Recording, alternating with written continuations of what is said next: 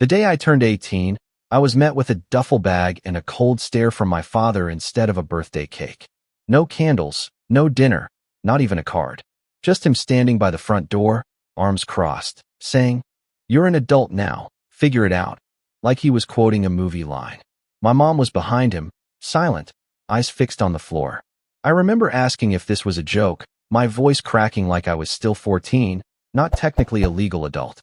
But he didn't blink, just pointed to the bag, already packed, and said I had 10 minutes before he changed the locks. That was how I left home. Not with a celebration, but with a cheap gym bag, $60 in my pocket, and no clue where I'd sleep that night. My name's Alex, and at the time, I had just graduated high school 3 days prior. I wasn't some rebellious teen. I wasn't getting into trouble. No drugs, no skipping class, no fighting. I had a part-time job at the local gas station, a 3.7 GPA, and a dream of maybe getting into community college if I could afford it. But none of that seemed to matter. The truth is, I'd always known I was the spare. My younger brother, Nathan, was the golden child. Even as a kid, I used to joke that he must have had a halo tucked somewhere in his closet. Straight A's? Sure, but so did I. But when he did it, it was brilliant. When I did, it was expected. He'd crash my bike and get a replacement the next day. I'd break a shoelace and get blamed for not taking care of my things. Nathan was 2 years younger, but they treated him like the heir to a throne I didn't know existed. He got braces and tennis lessons. I got used sneakers and silence. Every time I asked why things were so different between us, my dad would say, "Don't be dramatic, Alex. Life's not fair." And that was the end of the conversation. Always. I learned early not to push too hard. So, I kept my head down, worked my shifts, did my homework, and told myself that once I turned 18, I'd leave on my own terms. But I guess they beat me to it. The first week out of that house was brutal. I couch hopped with friends until one of their parents got uncomfortable. I slept in the break room at work one night when it was raining too hard to walk the streets.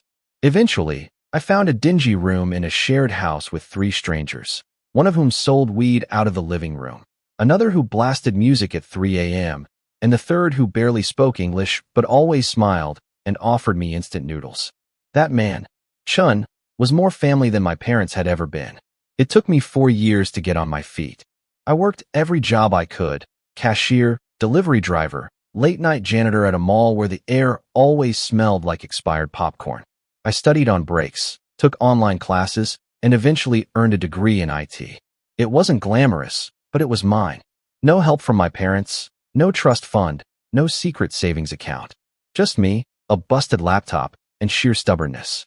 By the time I hit 26, I was living in a clean 1-bedroom apartment in a decent neighborhood. I had a car that ran, a job that paid well, and, for the first time in my life, a sense of peace. Not happiness exactly. That came later. But peace. I didn't think about my family much. I didn't visit. Didn't call. I wasn't bitter, at least not consciously. I just figured, if I wasn't good enough for them then, I sure as hell wasn't going to beg now. And then, one Sunday morning, everything shifted again. It started with a knock. I was in sweats, just about to start some laundry, when I heard it. 3 sharp knocks, too firm to be friendly. I peeked through the peephole and froze. My mom. Behind her, slightly out of view, was my dad, arms crossed in that same posture I remembered from the day they kicked me out. My first thought wasn't, why are they here? It was, how do they even know where I live? I opened the door, but didn't step aside. "Alex," my mom started, all breathy and wide-eyed like this was some long-lost reunion. "You look grown." "I am grown," I replied flatly. "What do you want?" My dad cut in, "No small talk. We need to talk. Can we come in?" I stared at them for a long second. I didn't say yes. I just stepped aside. They sat on my couch like it was theirs. My mom looked around like she was inspecting the place for dust. My dad remained standing, hands on his hips. The silence was thick. "We've had a rough few years," my mom finally said, clasping her hands in her lap.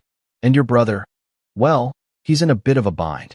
I felt something cold twist in my stomach. Of course, this was about Nathan.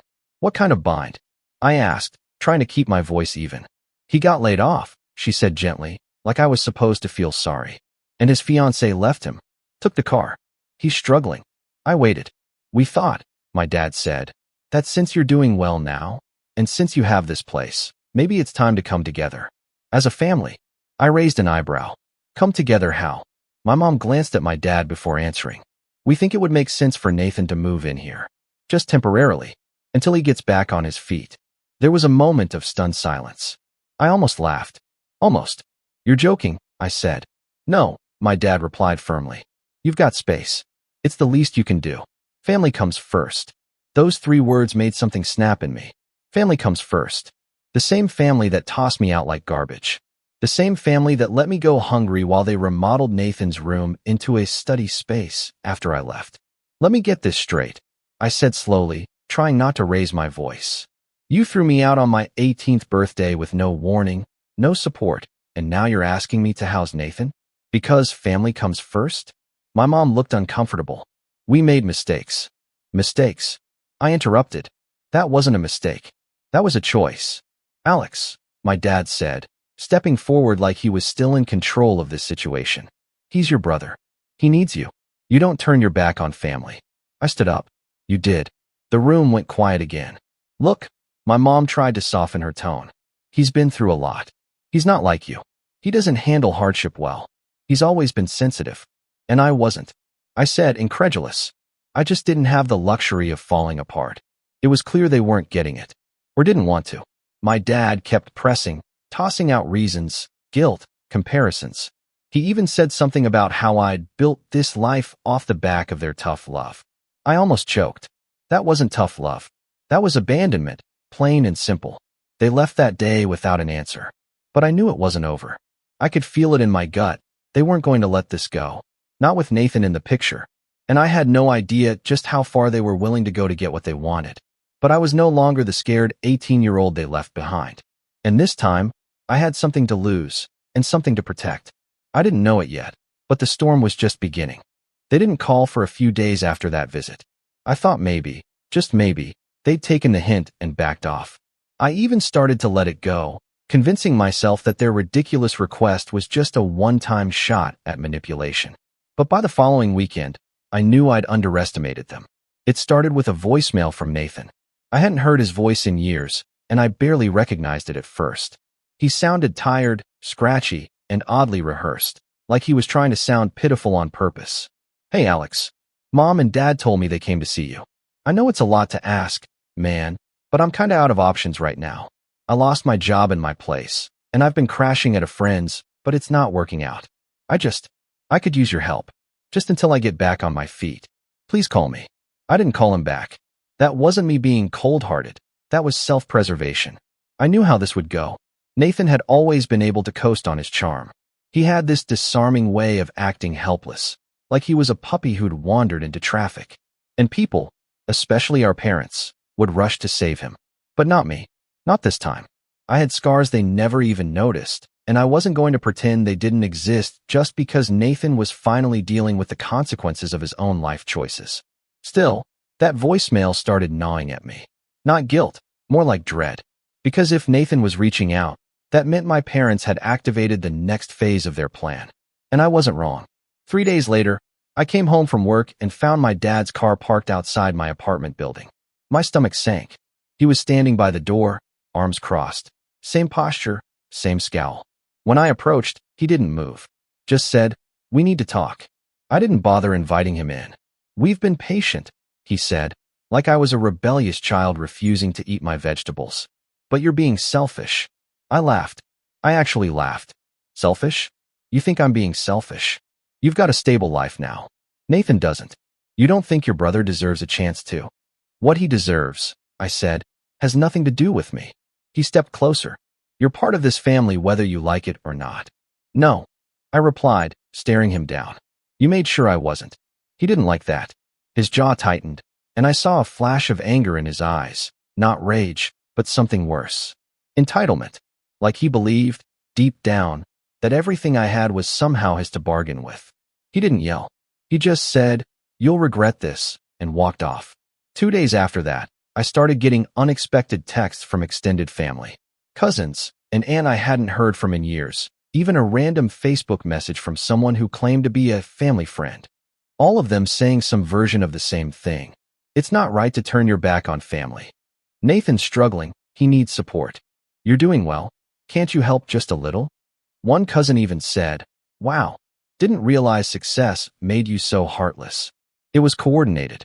My parents had clearly spun a story, probably one where I was living like royalty in a mansion while poor Nathan was sleeping in gutters. The irony was, my apartment was modest at best. But that didn't matter. The narrative had been set, and I was now the villain. I could have fought back. I could have told everyone what really happened when I turned 18, how I was thrown out like trash. But a part of me didn't want to play their game. I'd spent too many years letting their narrative shape my life. I wasn't going to beg people to believe me. That was the beginning of the slow unraveling. Nathan started showing up in person. First, it was the parking lot. Then the lobby. Then once, he was waiting outside my door. Always with that same hangdog expression, like he was just too beaten down to even speak above a whisper. I'm not here to fight, he said one evening, hands in his pockets. I just need help. I'm not the one you should be asking, I replied, trying not to slam the door in his face. But you're the only one who can. That line stuck with me, not because it was true, but because he believed it. My parents had conditioned him to see me not as a brother, but as a safety net. And now that they'd run out of rope, they were throwing him onto me like dead weight. Then came the real breaking point. I was at work, knee-deep in a network issue, when I got a call from my landlord. Not something that ever happened. I picked up, worried something was wrong with the building. Hi, Alex, he said, sounding unusually cheerful. Just wanted to confirm you're moving out by the 1st, right? I blinked. Wait, what? Well, your brother stopped by this morning. Said you were moving out and transferring the lease to him. He had paperwork and everything. My heart dropped into my stomach. No, I said slowly. I never said that. I'm not moving out. There was a pause. Oh, he said you asked him to handle it while you were at work. I couldn't speak. My fingers were shaking. Don't worry, the landlord added quickly. Nothing's changed yet. I figured I'd call to confirm, just in case. I hung up and rushed home. Sure enough, when I got there, Nathan was waiting outside my door again. But this time, he had a backpack with him, and a smug look on his face. What the hell did you do? I snapped. He had the nerve to look confused. What do you mean? You told my landlord I'm moving out? Are you insane? He shrugged. I figured you'd come around eventually. I was just speeding things up. By lying? By forging my name. It's not forgery if we're family, he said, like that made any kind of sense. I was just trying to help. I stared at him, stunned. Help who? You. Me. Everyone. This back and forth is tearing the family apart. Once I'm settled in, we can fix all this. That was when I realized something. Nathan didn't see what he was doing as wrong. He honestly believed he was the victim, that he was entitled to my apartment, my life, my stability. And the scariest part? He didn't even see me as a person. I was just the next stepping stone. That night, I locked every window and door. I texted my landlord and told him under no circumstances was anyone allowed to make changes to my lease but me. I changed my locks the next morning. I even bought a small camera to put in my entryway. I didn't care if it was paranoid. I needed proof if anything else happened. And it did. The next week, I came home to find my lock scratched. Not broken, but clearly tampered with. I checked the footage. It was my father. He had tried to break in. That was it. That was the moment I stopped waiting for them to be decent. The moment I accepted they weren't just entitled, they were dangerous. I wasn't going to defend myself anymore. I was going to prepare. And if they thought I'd sit quietly while they tried to dismantle my life piece by piece, they had no idea who they were dealing with. Because this time, I wasn't alone. And I wasn't playing defense anymore. Now I was planning something they would never see coming. When I watched that footage, my father, trying to pick my lock like some second-rate criminal, I didn't feel fear. Not at first. I felt cold. Numb. There was this strange, delayed silence in my brain, like my mind was buffering what I'd just seen. He didn't even wear gloves. No mask. Just a baseball cap and a jacket I recognized from my childhood, like he'd just come from the grocery store and decided to casually commit a felony on his way home. The only reason he didn't get in was because I'd changed the lock that morning. And in that moment, I realized something I hadn't allowed myself to feel in years. I was scared. Not because I thought they'd hurt me physically, though at that point, I wasn't ruling anything out, but because I'd finally accepted what I'd been denying since I was 18. They didn't love me. Not really. Maybe they loved the idea of me. The version that quietly disappeared, didn't cause trouble, didn't get in Nathan's way. But me, The version who survived without them, who dared to say no. That person was a threat. An obstacle. And obstacles got moved.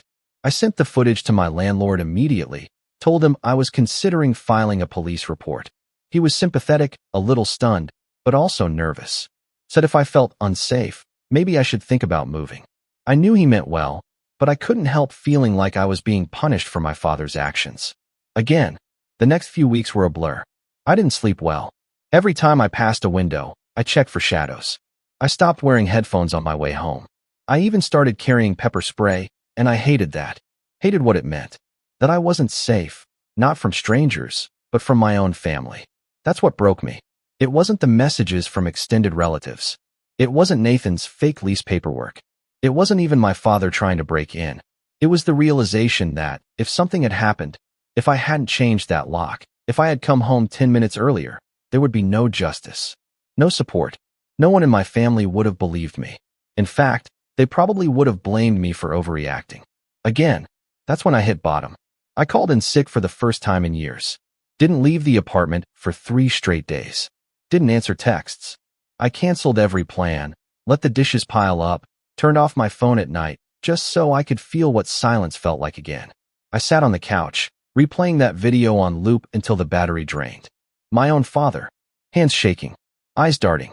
Like a stranger. I remember crying once, just once, during that stretch. Not loud or messy. Just sitting on the bathroom floor, holding a towel, feeling every ounce of strength leak out of me like air from a popped balloon. I wasn't sobbing. I wasn't even angry. I was just tired. Tired of fighting for space that should have been mine to begin with.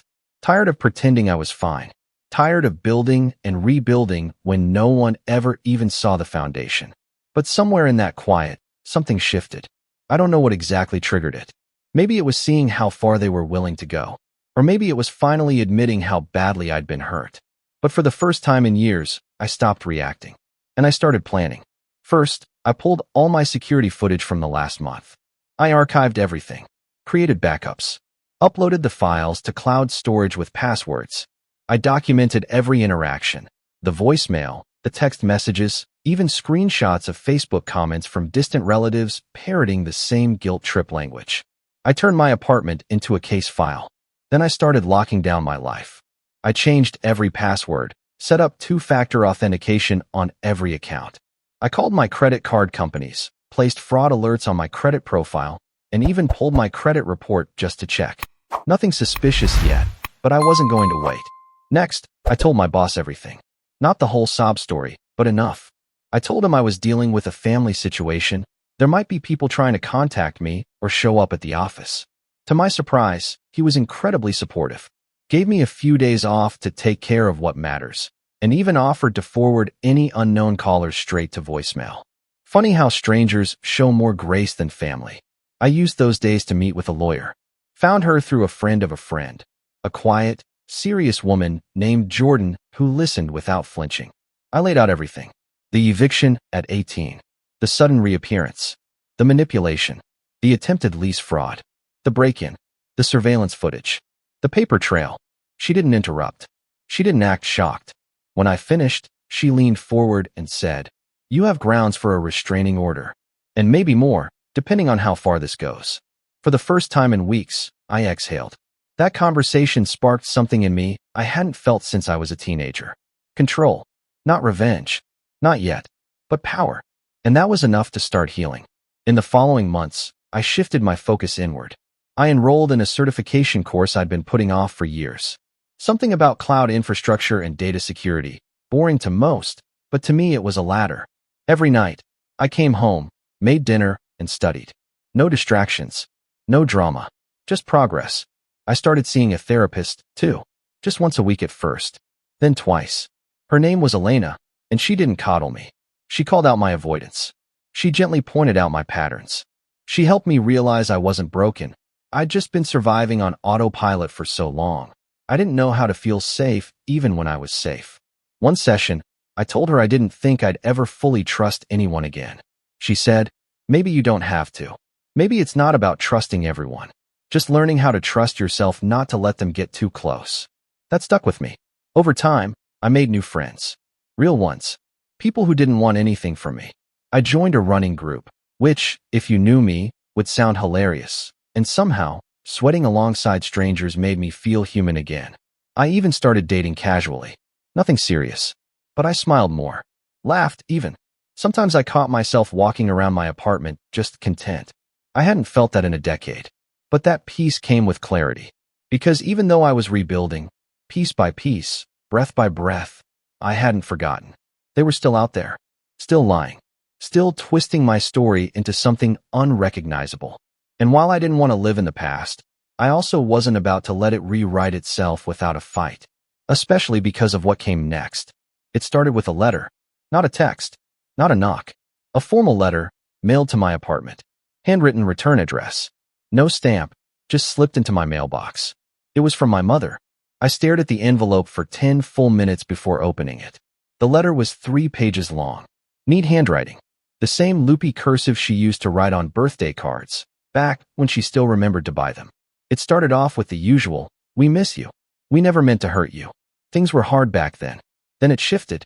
She wrote that Nathan was going through a deep depression and had begun making serious plans to fix his life. She said they wanted to transfer the family home to him, to give him a fresh start, but that some paperwork still had my name listed as an heir from years ago, when my grandfather left a small inheritance to me and Nathan jointly. She asked me to sign a few things. Said it was just a formality. Said it was just paperwork. I folded the letter, set it on the table, and sat there for a long time. It wasn't just about the apartment anymore. They were after something bigger now. Something tied to family property, inheritance, land, things I didn't even know I had a legal tie to. But they knew. They always knew. And they'd kept quiet until they needed something. Until he needed something. That night, I didn't cry. I didn't shake. I didn't feel broken. I felt focused. Because this wasn't just about survival anymore. This was about setting the record straight, legally, financially, and emotionally. And for the first time in my life, I was going to write my own ending. But first, I had to gather every piece of the puzzle they thought I'd forgotten. And once it was all in place, they'd finally understand what it felt like to be on the outside looking in. By the time I finished reading my mother's letter for the 3rd time, I wasn't just suspicious, I was certain. They were trying to erase me. Not metaphorically, legally, quietly, permanently. The wording wasn't angry or threatening. That's what made it worse. It was sanitized, coated in that fake kindness they used to use when I was a kid asking why Nathan got dessert and I didn't. It's not about fairness, sweetie. It's about what's best for everyone. Only this time, it wasn't about dessert. It was about the family home, a house I hadn't thought about in years. I don't know if you've ever had to dig through the legal graveyard of your own childhood, but it's a strange experience. I started by emailing Jordan, my lawyer, and sent her the letter. Her reply came within the hour. If they're asking you to sign anything related to your grandfather's will, don't. Not yet. Let's pull the documents first and see what they're trying to override. That was the spark. She filed a request for the original estate documentation the next morning. While we waited, I started doing what I do best, documenting. I created a digital folder titled Operation Cleanup, because humor helped keep the fury from boiling over. I went through every piece of communication, texts, voicemails, letters, and created a timeline. I also started writing a personal statement, just to keep my thoughts in order. That process, it was unexpectedly cathartic. Writing everything down, I started noticing things I'd missed in the moment. Like how each reaching out moment from my family had a purpose. Not connection, not reconciliation, just extraction. They only ever contacted me when they needed something. The groceries when I was 14 and Dad forgot his wallet. That turned into a "you owe us for raising you" argument by dinner. The time I gave Nathan my laptop when his broke in high school turned into him telling everyone I was so generous, while our parents acted like it was a birthday gift they gave him. Even now, after a decade of silence, they hadn't come back to apologize. They came back with a plan. Well, now I had one too. 2 days later, Jordan called. "I've got something," she said, her voice low, even though I was on speaker in my own apartment. "The inheritance. Yep, your grandfather left a joint trust, split 50-50 between you and Nathan. But here's the thing, the house your parents live in, it was never theirs to keep. It was bought under that trust, and your grandfather's instructions were explicit." "What kind of instructions?" I asked, heart hammering. "If the property is sold, Proceeds must be split evenly. If it's kept, both heirs must consent to any transfer of title. They can't sign it over to Nathan without your permission. I sat in stunned silence. They'd been living there for over a decade. They must have known, or at least suspected, which meant this whole time, they were hoping I'd either never find out or be naive enough to sign it away without asking questions. Jordan continued, "If you want, we can put a formal block on any attempts to transfer ownership, but it might alert them that you know." "No," I said slowly. "Let them think I'm still considering it. I want them to get comfortable." She was quiet for a second. "Alex, are you planning something?" "I'm planning to make sure they never try this again." The setup took weeks. Step 1 was information. I requested property tax records, deed history, and every document tied to the trust. Jordan handled most of the legal side, but I wanted to understand it. The more I read, the angrier I got. They'd manipulated loopholes, skirted co-ownership clauses, and basically lived off my inheritance while pretending it was their God-given right. Even their renovation permits listed Nathan's name as future beneficiary. Step 2 was silence. I didn't respond to the letter. I didn't call. I didn't push back. And that drove them nuts. A week later, I got a follow-up note from my mom. Shorter, more emotional, filled with underlined words like family and unity and legacy. There was even a little line at the end that made me laugh out loud. "We hope you're not letting old wounds cloud your judgment." Cloud my judgment? They made me homeless on my birthday. But I stayed quiet. Let them believe I was still the hesitant, soft-spoken kid they booted at 18. Meanwhile, step 3 was already in motion: allies. I started by calling my cousin Rachel. We weren't close growing up. She lived across the state, but we'd always gotten along. She had messaged me months ago during the family guilt campaign, but she wasn't aggressive like the others. Just confused. Curious. She picked up on the second ring. "Alex. Hey, Ratch. Got a second?" That one conversation opened a floodgate. Turns out, Rachel had her own issues with my parents. And Nathan. Especially Nathan. At a family reunion a few years back, he'd cornered her husband about investment opportunities, trying to sell him on some shady crypto project. She'd never trusted him since. Once I told her what was really going on, the property, the trust, the manipulation, she was furious. I knew something was off when Aunt Linda acted like they owned that house outright. I remember Grandpa always saying it was for the boys, not for Nathan. We talked for an hour. Before hanging up, she said, "Whatever you're planning, I'm in." After that, I reached out to 3 more cousins, 2 of whom had also been iced out of the family for minor offenses, like dating someone not respectable or moving out of state without permission. Same story, different details. Within a week, I had a mini network of black sheep, all of them willing to back me up publicly if things went sideways. Some of them had old photos, letters, even voicemails that hinted at the trust situation, evidence that would further establish that my parents knew the terms and just chose to ignore them. But the final setup? That came when I got a call from Nathan himself. I let it go to voicemail. His tone had shifted again, no longer pitiful. Confident. A little smug. "Hey, Alex. Look, I know you're taking your time with the paperwork, but just a heads up. Mom and Dad are getting everything finalized with the lawyer. We're hoping to wrap things up this month. It'd be easier if you just signed and sent it over, but I get it. Sometimes you gotta feel like you're in control. Just don't take too long. Family's watching." That message was the last piece I needed. They were moving forward. Illegally. And they'd left a breadcrumb trail of intent in writing. Perfect. The next morning, I met Jordan at her office and outlined my final plan. We drafted a cease and desist letter to their lawyer, citing the exact clauses of the trust they were violating. But instead of sending it immediately, we waited. I wanted to time it perfectly. I knew Nathan's birthday was coming up. They always made a big deal about it. Family dinner, gifts, emotional speeches about his potential. If they were going to make a formal announcement about the house, that'd be the night. Jordan agreed to be on standby with the letter and injunction paperwork, just in case. But I had one more card to play. A week before the birthday dinner, I made a quiet call to a local investigative journalist, someone who'd covered shady real estate deals before. I sent over the public trust documents, the family letter, and a redacted version of the voicemail. Just enough to get them interested. And they were. Turns out, inheritance fraud tied to elderly estates was a hot topic, especially when one sibling had been kicked out at 18 and the other was trying to force them out of their share years later. I didn't tell them everything. Just enough for now. Because the revenge wasn't complete yet. But the trap? It was set. And I was done playing nice. The night of Nathan's birthday dinner, I didn't sleep. Not from nerves, not from fear. From focus. Everything was ready. The documentation had been reviewed, the legal response drafted, and my phone was charged at 100%. I even set a reminder titled "Drop the Hammer" at exactly 7:30 p.m., just in time for the big family speech I knew my father would give. Jordan was standing by with the court injunction. The journalist had already emailed me twice asking if I had a comment to include in their final draft, which was set to go live that weekend. This wasn't revenge out of anger. That would have been easy. This was revenge born from survival. From 10 years of silence. Of being erased. It wasn't about punishing them. It was about reminding them that I exist. I dressed in a plain black button-up. Not to show up in person, but because I wanted to look put together when I FaceTimed Rachel. She was already at the birthday dinner, seated at the far end of the table like an outsider.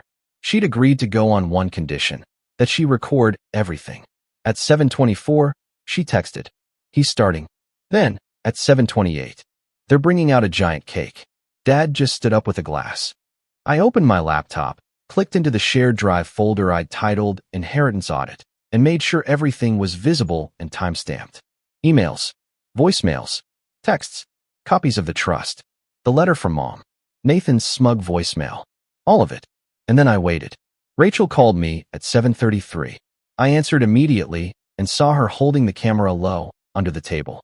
The video was shaky, but I could see the room. A backyard lit by string lights. Nathan at the head of a long outdoor table, wearing a polo shirt and a fake grin. My parents standing on either side of him, beaming like politicians. My dad raised a glass. "To Nathan," he said, loud enough for the recording to catch everything.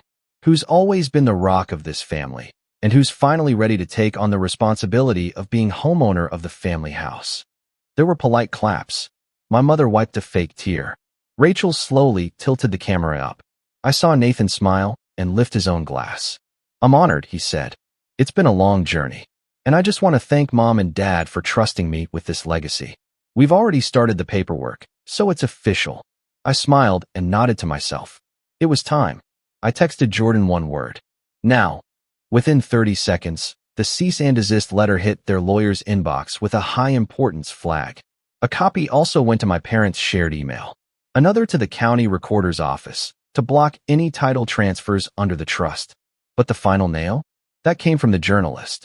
I opened the article draft one last time. The headline read, "The Invisible Heir, Family Trust Dispute Reveals Ugly Battle Over Inheritance, Alleged Deception, and Legal Trickery." I clicked send on my statement. They erased me the day I turned 18. Now they'll never forget who I am. The article went live 5 minutes later. I knew they saw it within the hour, because by 8:45, my phone exploded. It started with Rachel's text. "Your mom just screamed.